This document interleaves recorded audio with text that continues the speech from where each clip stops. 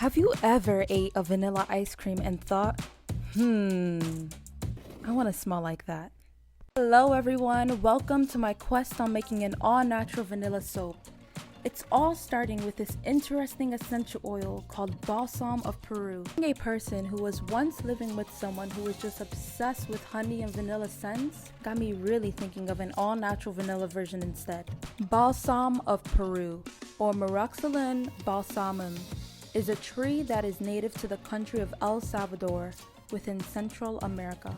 This oil comes from such a tree, with its benefits including how it is an aromatic, fixative, mild antiseptic, antifungal, and antiparasitic resin, helping with scabies or lice as well. Ironically though, people can get the opposite of results if you are actually allergic to Balsam of Peru. Then you can actually get dermatitis as an allergic reaction from it. This gives it an unfortunate bad reputation, as an allergic reaction can cause open red sores. Given all of this, it begs the question on how is it made. From what I've gathered, the process reminds me a bit of how maple syrup is made from maple trees. In the first method, where the bark can be cut or scraped off, and then the resin comes out of the bark, which lets the cloth absorb the resin. The next method is where the bark is cut and then heated with fire by a separate piece of wood, therefore torching the wound. The oil will then begin to seep out in response to the wound and heat combined. The seeped out oil will be absorbed through a cloth that is pushed onto it, which is then squeezed out and then later purified and distilled. Another method is the bark is just boiled until the resin is separated from it and then collected. Now, does this smell like vanilla?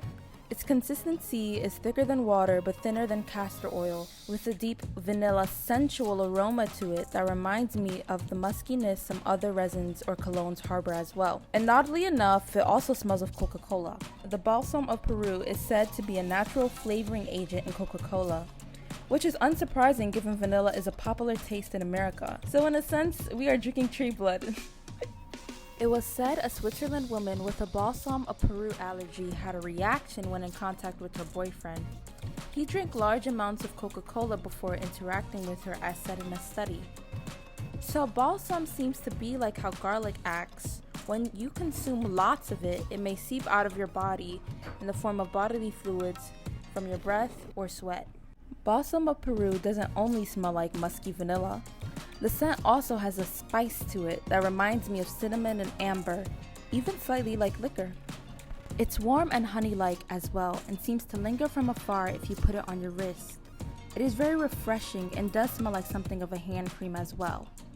This scent isn't the lovely buttery and cakey vanilla from Bath & Body Works or Victoria's Secrets that are popularly known for such scents, as it's more of a honey-like, deep, smoky and musky vanilla with a dash of spice instead. Personally, this failed my soap making criteria, but if someone isn't allergic to this oil, I can see the vast array of benefits they can get from it.